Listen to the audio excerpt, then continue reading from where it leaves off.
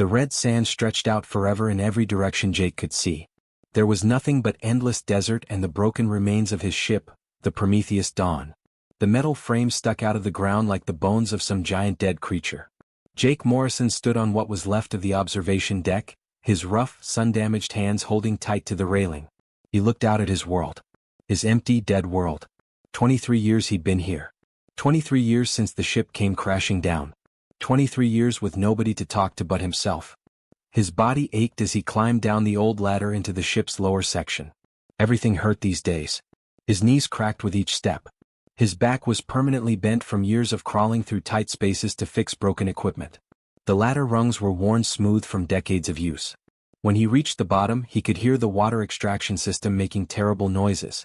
It coughed and sputtered like a sick old dog trying to breathe.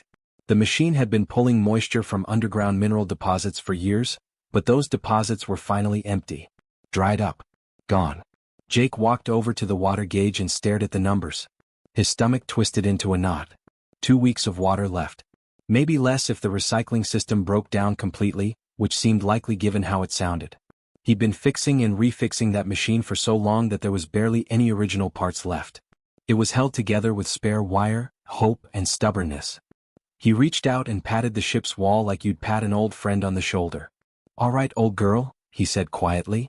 His voice sounded strange after hours of silence. "We've had a good run together, haven't we?" The ship didn't answer. It never did. But Jake had gotten used to talking to it anyway. When you're alone for 23 years, you talk to anything just to hear a human voice, even if it's your own. He climbed back up to the observation deck. This was his daily routine, the same thing he did every single day without fail. He'd scan the horizon looking for anything different. Anything at all. A dust cloud. A reflection of light. Some sign that he wasn't completely alone on this planet.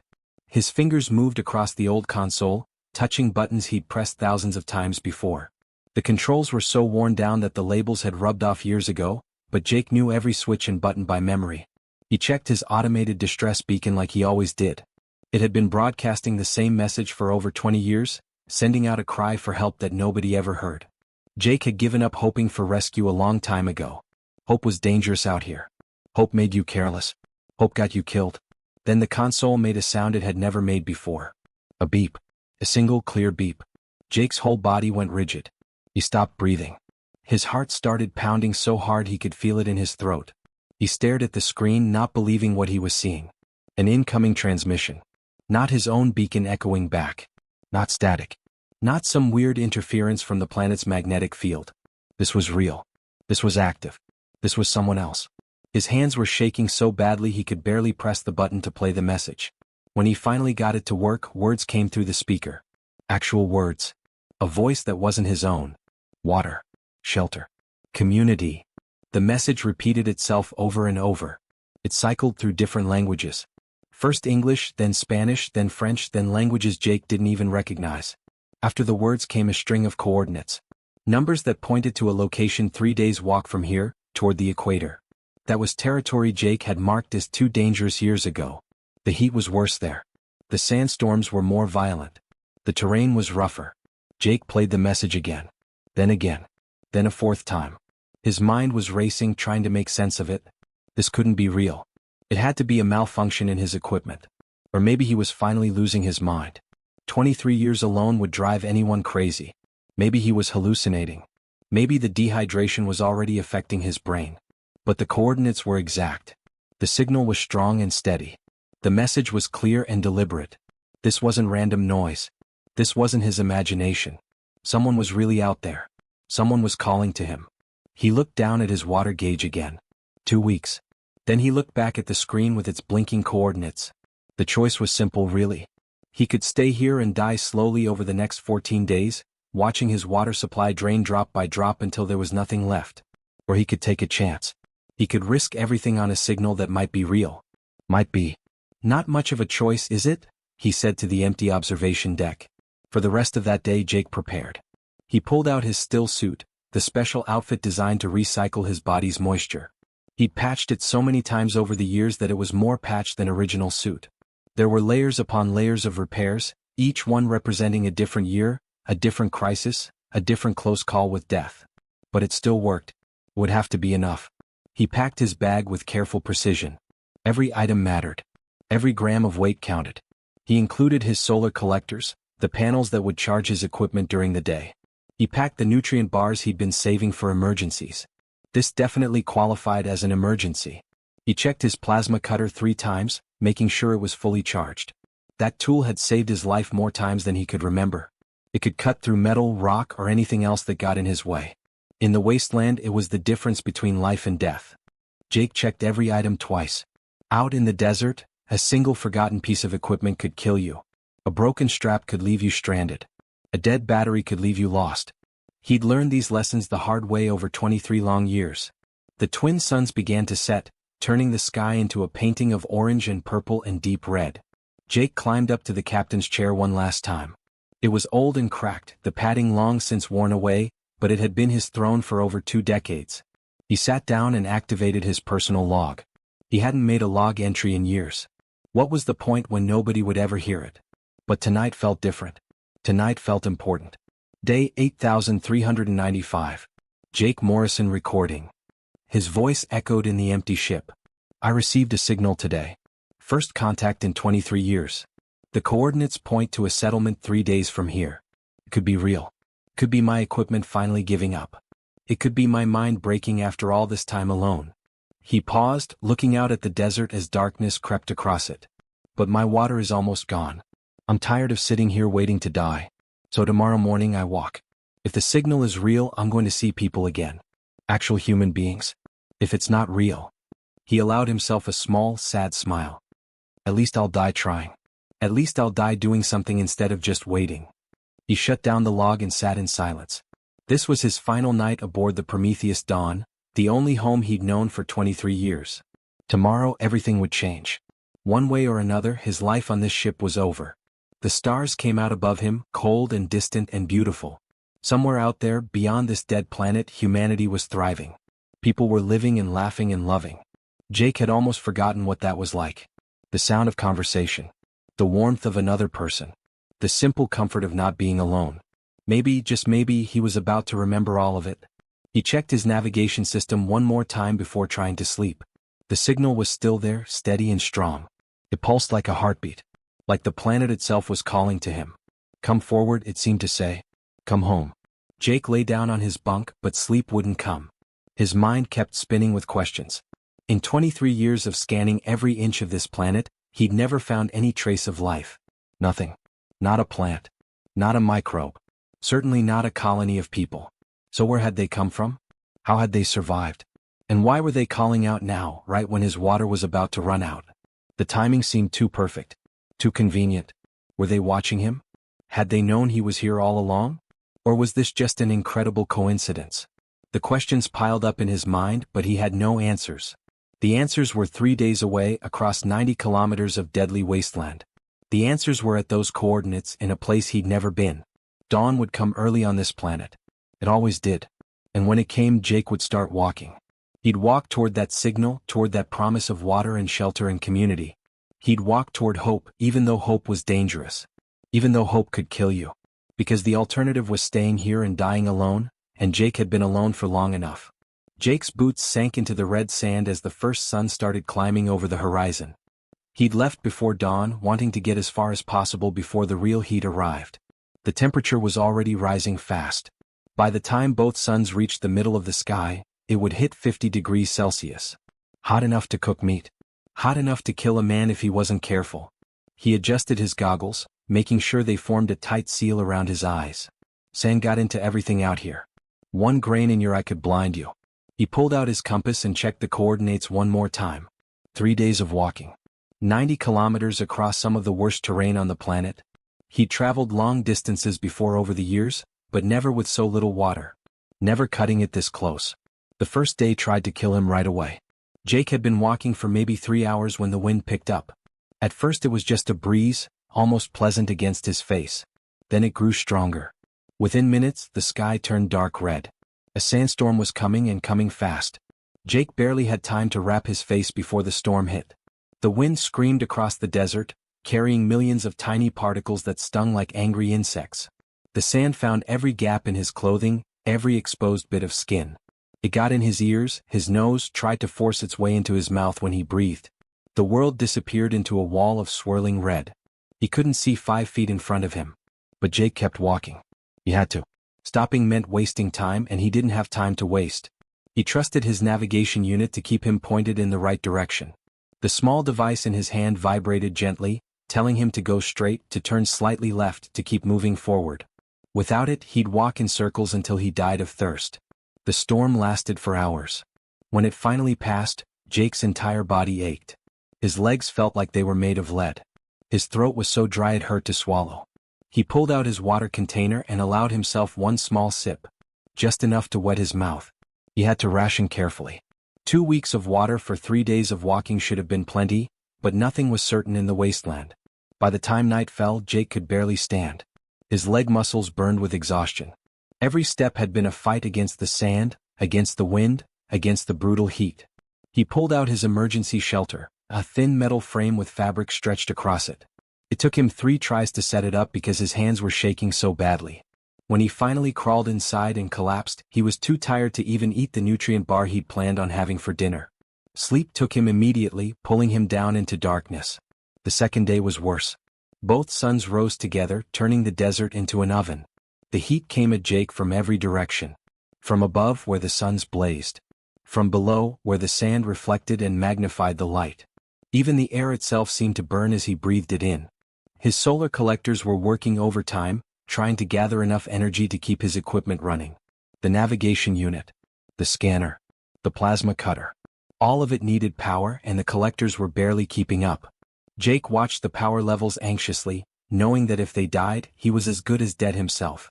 Every 6 hours he allowed himself a sip of water. Tiny amounts that did almost nothing to satisfy his thirst. They were just enough to keep his body functioning, to keep his blood moving, to keep him alive for a few more hours. His lips cracked from the dryness. Small splits appeared, and when he licked them, he tasted blood. His vision started getting fuzzy around the edges.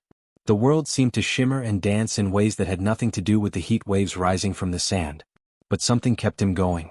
The signal was getting stronger. During his rest breaks, when he sat in the shade of a rock formation to escape the worst of the heat, Jake would pull out his scanner and check the transmission. And each time he checked, there was more information than before. The message wasn't just repeating anymore. It was sending new data. Jake's hands trembled as he worked through the information packets. Star charts showing the planet's location. Atmospheric readings with precise measurements. Population metrics that made his heart race. 847 individuals. Not just humans either. Multiple species living together. Agricultural systems producing food. Water reserves measured in the thousands of liters. This wasn't some automated beacon left behind by a dead colony. This was real. This was active. This was happening right now. How? Jake whispered to himself, his voice cracking from thirst. How did I miss this for 23 years? He'd scanned this planet hundreds of times. Thousands of times. He'd mapped every region he could reach, searched every frequency he could think of. And he'd found nothing. Not a trace of life. Not a hint that anyone else was here. So how had an entire colony of over 800 people stayed hidden for so long? The third day almost finished him. Jake woke up and checked his water supply. Critical levels. He had maybe enough for another 12 hours if he was very, very careful. After that, nothing. His body was already showing signs of severe dehydration. His tongue felt thick and swollen in his mouth. His skin was tight and papery. When he tried to stand, his legs wobbled and nearly gave out. Every step felt like trying to walk through wet concrete.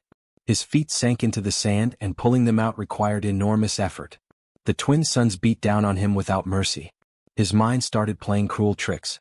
He'd see shapes in the distance, human figures waving to him, calling his name. He'd hear voices on the wind, people laughing and talking just beyond the next dune. He knew these weren't real. He knew they were hallucinations caused by dehydration and exhaustion and too much sun. But knowing something isn't real doesn't make it go away. Jake kept walking because stopping meant dying, and he hadn't survived 23 years alone just to give up now. Then he climbed to the top of a massive dune, the biggest he'd encountered on the journey. His legs screamed in protest. His lungs burned. He reached the crest and looked down, and everything changed. The crater basin spread out below him like something from a dream. Green. Actual, impossible green. Plants growing in neat rows. Trees he recognized from Earth. Grass that shouldn't exist on this dead planet. Dome structures caught the sunlight and threw it back in brilliant flashes. Towers rose up from streets that showed careful planning and design. Gardens grew in organized sections, separated by walkways and small buildings. Jake's knees gave out. He fell to the sand, staring down at the colony. This couldn't be real. After 3 days of sun and heat and dehydration, his mind had finally broken. This was the ultimate hallucination, his brain's last desperate attempt to give him hope before he died. But his scanner didn't hallucinate. He pulled it out with shaking hands and pointed it at the colony. The device beeped and whirred, analyzing what it saw. Then it displayed the results. Real structures. Real power signatures. Real vegetation. The colony existed. It was actually there. Jake raised his binoculars to get a closer look, and that's when he noticed something terribly wrong. There was no movement. None at all. No vehicles driving between buildings. No people walking the streets. No activity of any kind. The whole place was silent and still. His military training, buried under 23 years of solitary survival, suddenly came back. He'd been a combat engineer before the mission. He knew how to read a battlefield. And as he studied the colony more carefully, he saw the signs. Massive claw marks scraped across the outer walls, gouges deep enough to see from here. Several of the domes showed catastrophic damage, their clear panels shattered inward by enormous force. Scorch marks blackened the ground near the main entrance, the kind left by weapons fire or explosions. This wasn't an active, thriving colony. This was a battlefield. Something had attacked this place. Something big and violent. No, Jake breathed. No. Not after all this. He'd walked for 3 days. He'd nearly died getting here. And he'd arrived to find a ghost town. But his water was gone. He'd drunk the last drops an hour ago. His body was shutting down. He needed water in the next few hours or he would die right here on this dune. Jake forced his trembling legs to stand. He started down the slope toward the silent colony, sliding and stumbling in the loose sand. Whatever had happened here, he'd find water first. Answers could wait until after he'd survived. His scanner picked up more readings as he got closer. Power signatures. The colony's generators were still running. Some buildings showed active lights. Systems were operational. That meant someone might still be alive down there. Or it might mean something else had taken over. Something that had destroyed the colony and now waited inside. Jake checked his plasma cutter, making sure it was fully charged and ready to fire. Then he walked toward the main gate. Every instinct he had screamed that this was a mistake. That he was walking into a trap. That he should turn around and take his chances in the desert. But after 23 years of surviving impossible situations, Jake had learned one crucial lesson. When you're completely out of options, the only choice is to move forward. The colony's main gate stood wide open. Emergency protocols had been triggered from the inside, leaving it unsealed. Jake stepped through the entrance, crossing from the red desert into the colony proper. He waited for something to happen. An alarm. A voice. An attack. Something. But there was only silence. Deep, complete, terrible silence. And Jake walked into it alone. Jake's boots made loud echoing sounds on the metal walkways as he moved deeper into the colony. Each step rang out in the empty streets, bouncing off the buildings and coming back to him. The plasma cutter in his hand hummed with power, fully charged and ready to fire at anything that moved. But nothing did move. Nothing at all. The whole place looked like someone had pressed a pause button on life itself. Everything was frozen exactly as it had been left. Jake passed a food synthesizer in what looked like a community dining area. The screen still glowed, showing a meal order that was half completed. Someone had been making dinner and just stopped in the middle of it. The machine was still waiting for them to come back and finish. He walked through a small park area where children must have played. Toys were scattered across the artificial grass. A ball sat next to a bench. Small action figures lay on their sides in the dirt. A jump rope was stretched across the path like someone had dropped it mid-game. But there were no children. No parents watching them. No sounds of laughter or playing. A hover cart sat in the middle of a street, abandoned but still functioning. Its cargo bed was full of supply crates, all of them secured and ready for delivery. The keys were still in the ignition. The battery showed full charge. Someone had just left it there and walked away, never coming back to finish their job. But there were no people anywhere. No bodies lying in the streets. No blood staining the ground.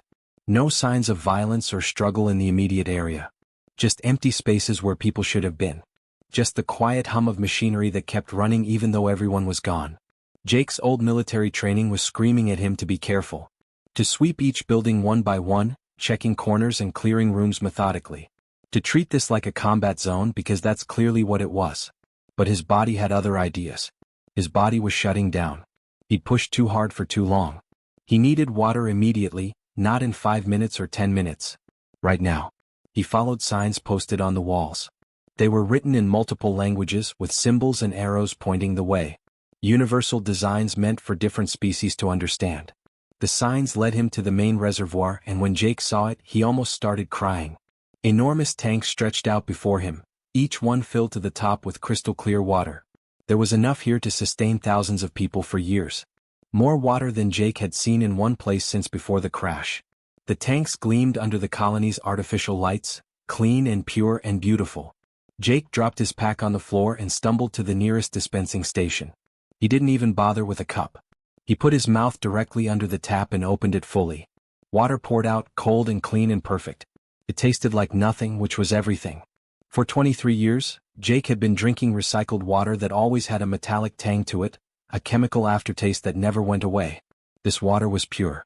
Natural. Real. He drank until his stomach felt like it would burst. Then he forced himself to stop, stepping back from the dispenser and breathing hard. Drinking too much too fast after severe dehydration could make you sick. Could even kill you if you weren't careful.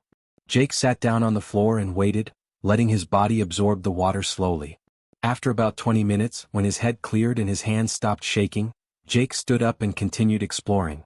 Now that his immediate survival was secured, he could focus on understanding what had happened here. And the more he saw, the more impressed he became. This colony was incredibly sophisticated. The technology here was far more advanced than anything on the Prometheus Dawn. That ship had been state-of-the-art 23 years ago, but this place made it look ancient by comparison. The systems were newer, more efficient, better designed in every way. Jake found the hydroponic gardens in a large domed section of the colony. Rows and rows of plants grew under special lights, their leaves green and healthy. He recognized vegetables from Earth. Tomatoes hung red and ripe on their vines. Lettuce grew in neat rows, crisp and fresh. Carrots pushed up from the soil, their green tops waving slightly in the air circulation. He picked a tomato and bit into it. The taste exploded in his mouth, sweet and tangy and absolutely perfect. Jake hadn't eaten fresh food in 23 years. Everything had been nutrient bars and synthesized meals. He stood there in the garden, eating a tomato, and tears started running down his face. He couldn't stop them. Didn't even try. But even as he ate, questions filled his mind. Where was everyone? Why had they left all of this behind? The food, the water, the perfect functioning colony. Nothing made sense. Jake wiped his face and went looking for answers. He found them in the central command center, a large room filled with computer screens and control stations. The main computer was still running, its displays showing status reports and system logs. Everything was operational. Everything was working exactly as it should be. Jake sat down at the main terminal and started accessing files. He began with the most recent entries, working backward through the logs. And slowly a story emerged that made his blood run cold. The colony had been established 7 years ago. It was a joint project, a cooperation between 4 different species. Humans had worked alongside Alarians, Vexen, and Chromath. Different species with different cultures and different biologies, all coming together for a common goal. They wanted to terraform this planet, to make it livable, to turn it into a home. And they'd been succeeding. The logs showed steady progress. The population had grown from the initial 100 settlers to over 800. The agricultural systems were producing more food than expected. The water extraction was working perfectly. Everything was going better than planned. Then 3 months ago something changed. Something went terribly wrong. Jake pulled up the mining reports. The colony had been digging deep into the cave systems beneath the crater, extracting rare minerals that were valuable for manufacturing and trade. It was standard procedure, nothing unusual. Teams went down, dug out the minerals and came back up. They'd been doing it for years without any problems. But one team had broken through into a section that wasn't on any of their maps. An unexplored cavern system that went deeper than they'd expected. And they found something down there. Something that had been sleeping or hiding or waiting. The logs called it the Convergence, and that name alone made Jake nervous. He found video footage from the mining team's helmet cameras. The timestamp showed it was from 3 months ago, the first encounter. Jake hit play and watched as the miners broke through the rock wall into a massive cavern. Their lights swept across the space, revealing crystalline formations and strange organic growth. Then something moved in the darkness. Something big. No, multiple somethings moving together with disturbing coordination. The creatures moved as one, like they were all controlled by the same mind. The camera feed went to static. The team never made it back to the surface. Over the following weeks, the attacks began. Jake pulled up security footage and watched as the horror unfolded. The convergence came at night, emerging from the mining tunnels and spreading through the colony. But they didn't attack randomly. They were precise and surgical, targeting specific locations and specific people. They knew exactly where to go and who to take. The footage showed colonists being dragged toward the mining elevator. They were still alive, still fighting, still screaming for help that never came. Jake watched building after building fall silent as the convergence took more and more people. He'd seen combat during his military service before the Prometheus mission. He'd seen people die in terrible ways.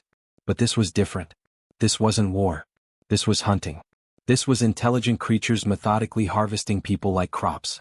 Jake's hands were clenched so tight his knuckles had turned white. He forced himself to keep watching, to understand what had happened. He found the final log entry.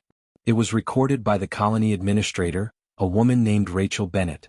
The video showed her face on the screen, and Jake could see that she was at the end of her strength. Her face was thin and gaunt. Her eyes were sunken and hollow with fear and exhaustion. Dark circles marked the skin beneath them. Day 87 of the crisis, Rachel said, her voice barely above a whisper. We're down to 43 people. The convergence has taken everyone else. All 800 of them gone. We've realized something horrible. They don't kill their victims. They take people down to the deep warren, to the lowest levels of the cave system, and they change them. Convert them into something else. We don't know exactly what, but we've heard sounds coming from below. Sounds that used to be human voices. Rachel paused, looking off camera at something Jake couldn't see. We've tried sealing the mining tunnels with explosives. We've tried electrifying the entrances. We've tried everything we can think of. But they have other ways in. They can move through spaces we didn't know existed. They're inside the colony now, inside our defenses. They're in the walls. Her voice cracked with emotion. We've modified the distress beacon. Amplified it to maximum range. If anyone receives this signal, if any survivors are out there on this planet, please listen to me. Don't come here. Don't try to rescue us. Don't. The video cut to static. Just like the mining team's footage. Just like everything else. Rachel Bennett's last words were lost forever. Jake sat back in the chair, his mind racing. The beacon. The signal that had called him here. It wasn't a rescue call. It was bait. The convergence had modified it to lure any other survivors on the planet to the colony. To bring them here so they could be taken too. And Jake had walked right into the trap. Jake didn't panic. Most people would have. Most people would have frozen in terror or tried to run blindly into the desert. But 23 years of surviving alone on a dead planet had burned that panic reflex right out of him. Panic got you killed. Calm thinking kept you alive. So instead of panicking, Jake did what he'd always done when faced with impossible situations. He adapted. He closed the log files and pulled up a map of the colony on the computer screen. His eyes scanned the layout quickly, his military training kicking in after decades of disuse. The manufacturing center was 3 buildings away from his current position. If he could get there, he had a chance. A small chance, but better than nothing. Jake grabbed his plasma cutter and ran. The tool's bright glow lit his path through the darkening colony. Behind him he could hear sounds now. Movement. Lots of it. Things were coming up from below, spreading through the streets and buildings. Searching. Hunting. Looking for him. His boots pounded on the metal walkways as he sprinted between buildings. He could hear them getting closer, moving with that same disturbing coordination he'd seen in the video footage. They weren't chasing him randomly. They were organized, cutting off escape routes, herding him like prey. But Jake had spent 23 years learning every trick of survival. He knew how to think 3 steps ahead. He knew how to use terrain and environment to his advantage. And most importantly, he knew how to turn bad situations into opportunities. He burst through the doors of the manufacturing facility and immediately ran to the main console. His fingers flew across the interface as he powered up the systems. The colony's fabrication equipment was military-grade, designed to produce anything the settlers might need. Tools, repair parts, construction materials, and weapons. Jake started entering specifications into the computer. Plasma charges that could blow through reinforced walls. Incendiary devices that burned hot enough to melt metal. Flashbang grenades designed to overwhelm the sensory organs of multiple species. The machines understood what he wanted and hummed to life, beginning to build his arsenal piece by piece. While the fabricators worked, Jake pulled up every file the colony had collected about the convergence. He read quickly, absorbing information, looking for weaknesses, looking for anything he could exploit. The reports painted a picture that was both fascinating and horrifying. The convergence entities weren't monsters from some other world. They were the colonists themselves. People who'd been dragged down into the deep warren and changed, restructured. Their bodies had been modified at a fundamental level, part organic tissue and part something else entirely. Something the reports couldn't quite classify. But here was the important part. They'd kept the faces of who they used to be. Jake stared at the images on the screen. Beneath all the modifications, beneath all the changes, you could still see the person they'd been. A human face. An Alarian's distinctive features. A Vexen's facial structure. All twisted and incorporated into something new, but still recognizable. The reports noted that the convergence moved as a single mind. They shared sensory information instantly. What one saw, they all saw. What one knew, they all knew. They coordinated their movements with perfect efficiency, never getting in each other's way, never making mistakes that came from miscommunication. But that coordination had a weakness. Jake read the technical analysis carefully. The entities communicated through resonant frequencies, a kind of biological signal that synchronized their actions. Disrupt those frequencies and the hive coordination would break down. The individual entities would be confused, separated from the collective consciousness. Jake's mind was already racing ahead, forming a plan. The colonists had sonic mining equipment. They used focused sound waves to break up rock formations deep underground. Those same sound waves could be modified, tuned to the right frequency. He could turn them into a weapon. The fabrication machines beeped, signaling completion. Jake grabbed his newly made weapons and stuffed them into his pack and pockets. Then he ran toward the mining equipment storage, his plasma cutter ready in case he encountered any convergence entities on the way. He found the sonic equipment right where the map said it would be. Large industrial machines designed to project sound in concentrated beams. Jake started making modifications, rerouting power systems, adjusting frequency outputs. His hands worked quickly and efficiently. He'd spent decades repairing and modifying equipment on the Prometheus Dawn. This was just another engineering problem to solve. That's when the first convergence entities found him. They came through the doors and windows simultaneously, moving with that perfect coordination. Jake looked up from his work and got his first real look at them in person. He almost vomited right there. They'd been human once. He could see that clearly. The basic skeletal structure was still human, but everything else had been changed. Additional limbs grew from their backs and sides, giving them a spider-like appearance. Their skin had been covered with some kind of armor plating that looked both organic and artificial at the same time. Their eyes glowed with a strange light that wasn't quite natural, wasn't quite mechanical. But the worst part was their faces. The modifications hadn't touched their faces much. Jake could see who they'd been. A young man, maybe 25 years old. A woman with distinctive cheekbones. An older man with a gray beard. Real people. And their eyes. Their eyes showed awareness. They were still in there, trapped inside these modified bodies, conscious but not in control. Prisoners in their own flesh. Screaming silently for help they couldn't ask for. "I'm sorry," Jake whispered. He meant it. Then he opened fire with his plasma cutter.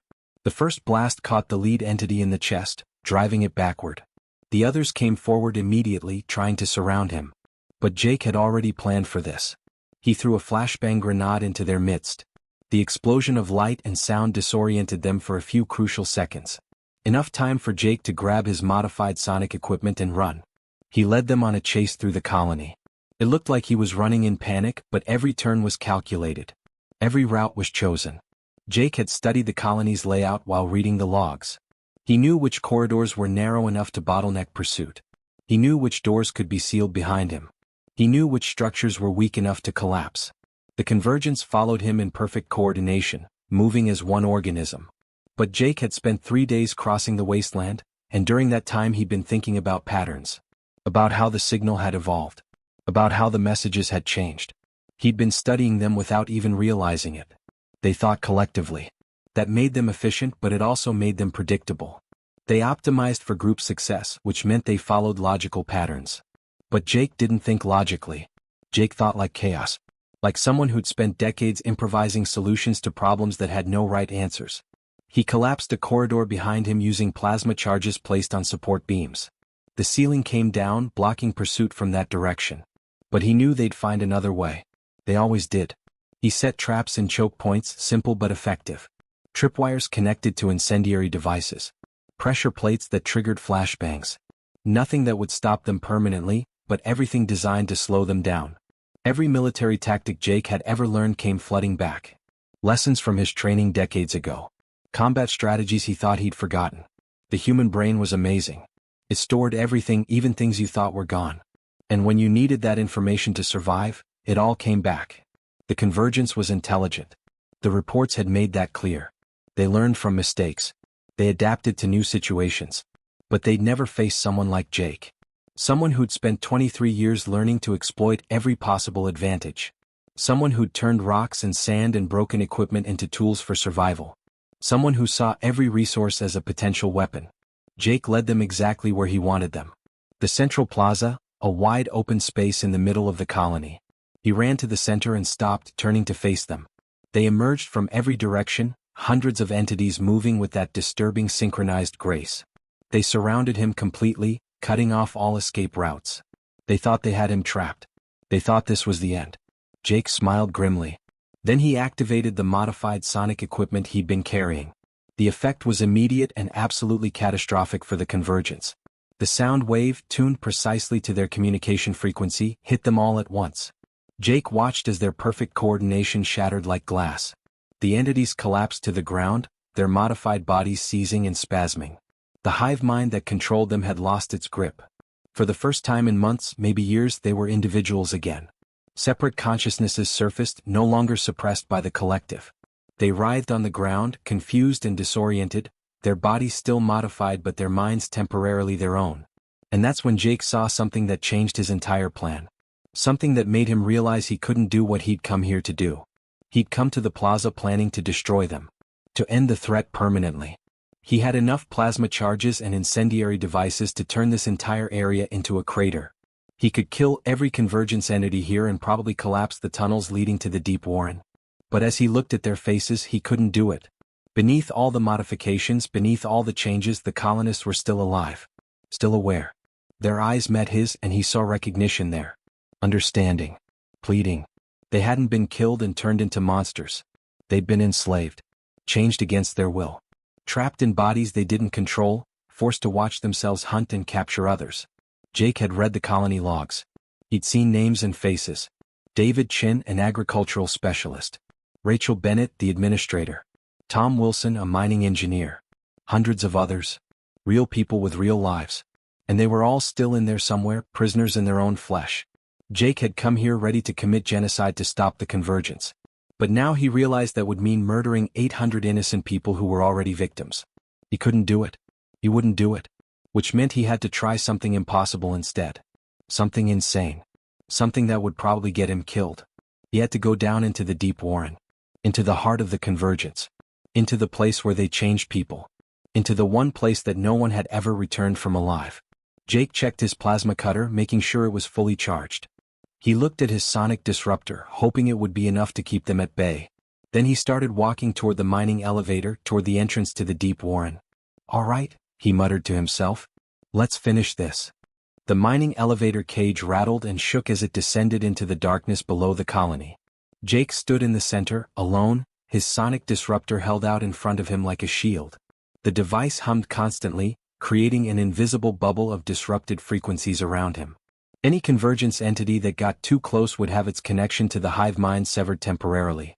Its body would seize up and fall away. The disruptor was working. For now. Jake just hoped the battery would last long enough. The elevator kept going down. And down. And down.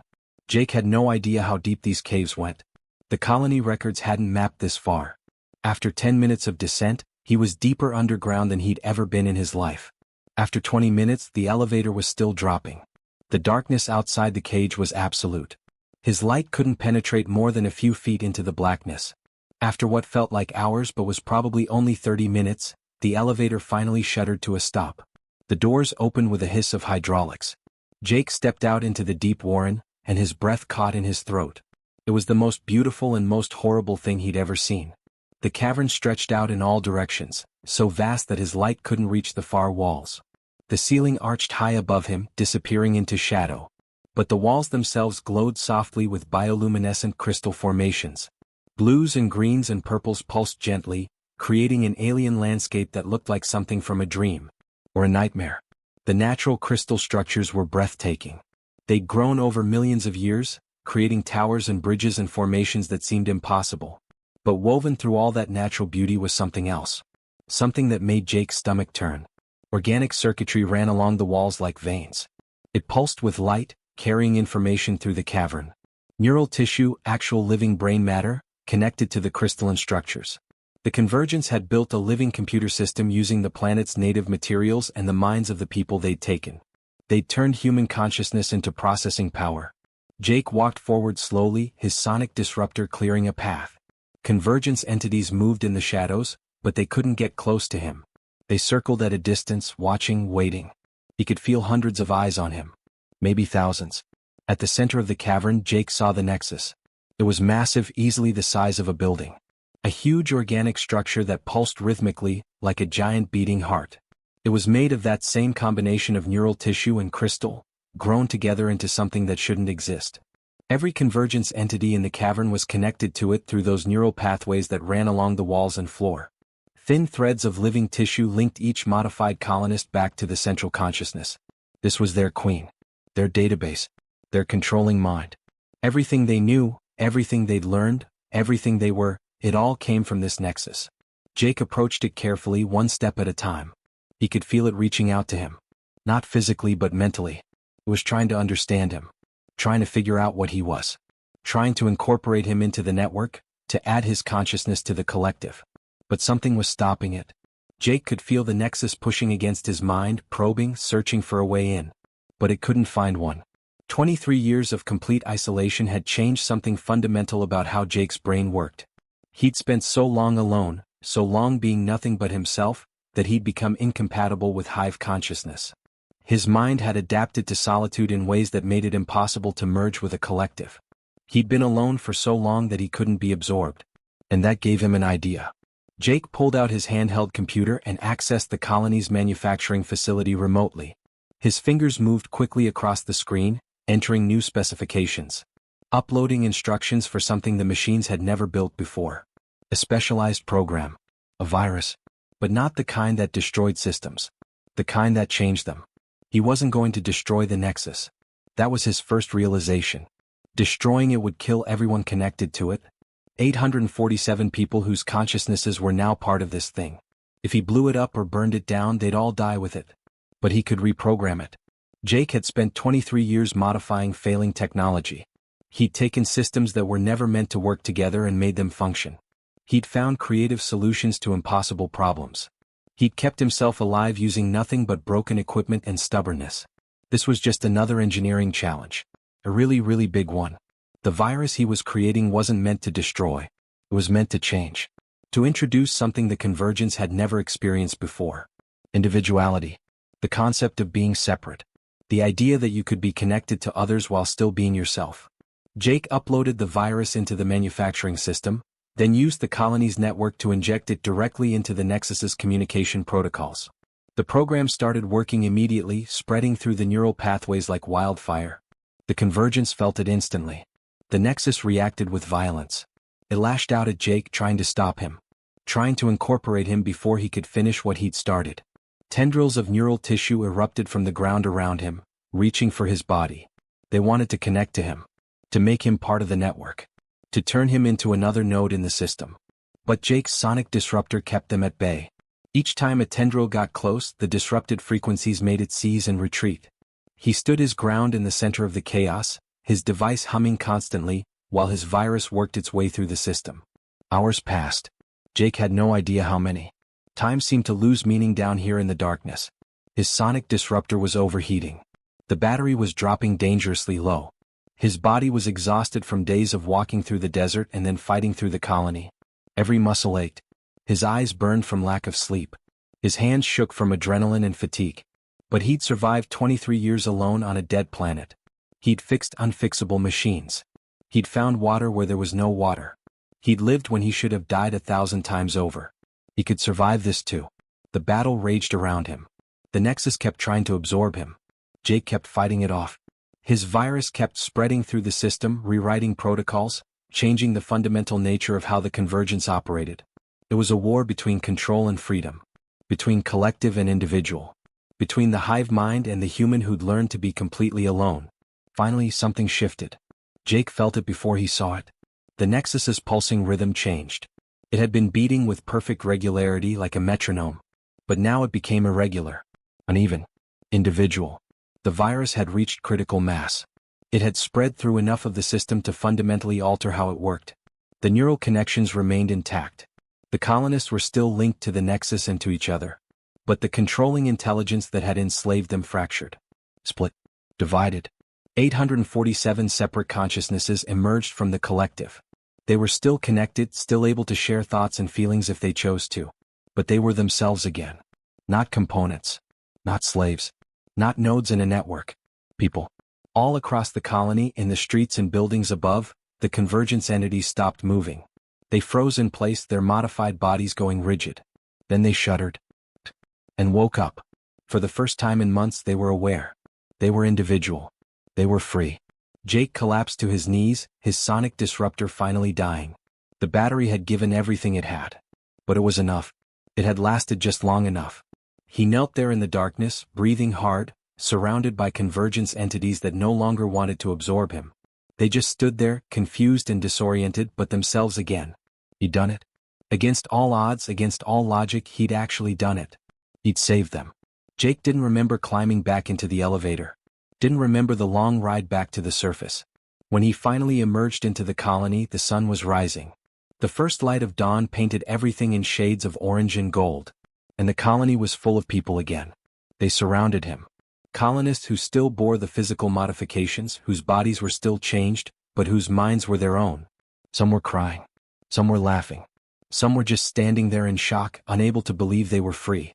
They hugged each other. They called out names, searching for friends and family. A woman approached Jake. She was thin and exhausted looking. Mechanical implants ran along her arms and up the side of her neck. Her eyes glowed faintly with that unnatural light. But when she spoke, her voice was human. Warm. Grateful. "You're the survivor," she said. "From the Prometheus dawn. The distress beacon we tracked." Jake nodded. He was too tired to speak. "I'm Rachel," the woman continued. "Rachel Bennett. I was the colony administrator. I recorded the last log entry before." She gestured at her modified body. "Before this." "Jake Morrison," he managed to say. His voice was hoarse. "Nice to meet you." Rachel laughed. It was a sound full of relief and joy and disbelief. Then she hugged him. Just grabbed him and held on tight, and Jake realized she was crying. After a moment, he hugged her back. "You saved us," Rachel whispered. "How? What? You could have just taken the water and left. Could have run back to your ship and sealed yourself in until help came. Why did you risk everything for people you'd never met?" Jake thought about that question. About 23 years alone. About what that isolation had done to him. About the person he'd been before the crash and the person he'd become after. About what it meant to be human. "Because I was alone for too long," he said finally. 23 years with nobody. I wasn't going to let anyone else be trapped like that. Not if I could help. Over the following weeks, the colony rebuilt itself. The convergence had changed permanently. It was no longer a devouring hive mind that consumed individuals. It had become something new. Something better. A symbiotic network where people could choose to share thoughts and feelings and experiences while still remaining themselves. Those who wanted to stay connected could. Those who wanted to disconnect could do that too. It was cooperation instead of control. Jake found himself at the center of it all. People kept coming to him for advice, for leadership, for guidance. It was strange living among other people again. He'd forgotten how loud they were. How chaotic. How they talked and laughed and argued and cried. But he was learning. Slowly remembering what it meant to be part of a community. One morning, Rachel found him in the communications center. He was working on something at the main console, his fingers moving across controls with practiced ease. "What are you doing?" she asked. Jake pointed at the screen. "Boosting the beacon from the Prometheus dawn. Amplifying the signal. Changing the message." "Why?" "Because if I was out there for 23 years, there might be others," Jake said. "Other survivors who crashed or got stranded. Other people who think they're alone. They need to know they're not." "What will you tell them?" Jake finished typing and showed her the message on the screen. "If you're out there, alone and running out of time, we found water. We found shelter. We found community. And we learned that humanity's greatest strength isn't our technology or our weapons. It's that when we're at our lowest, when we have nothing left, we still choose to save each other rather than ourselves. Come home. He hit the send button. The message broadcast across the stars, carried on powerful transmitters that could reach across the solar system. A beacon of hope for anyone who might be listening. Rachel smiled. Her eyes were wet with tears again, but happy ones this time. Very human of you. Jake smiled back. That's kind of the point.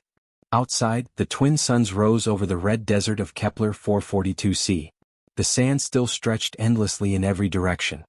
The wasteland was still harsh and deadly. But it wasn't empty anymore. It wasn't dead. The colony thrived. People worked together building something new. Something that had never existed before. A cooperation between species and minds. Between individual and collective. Between human and convergence.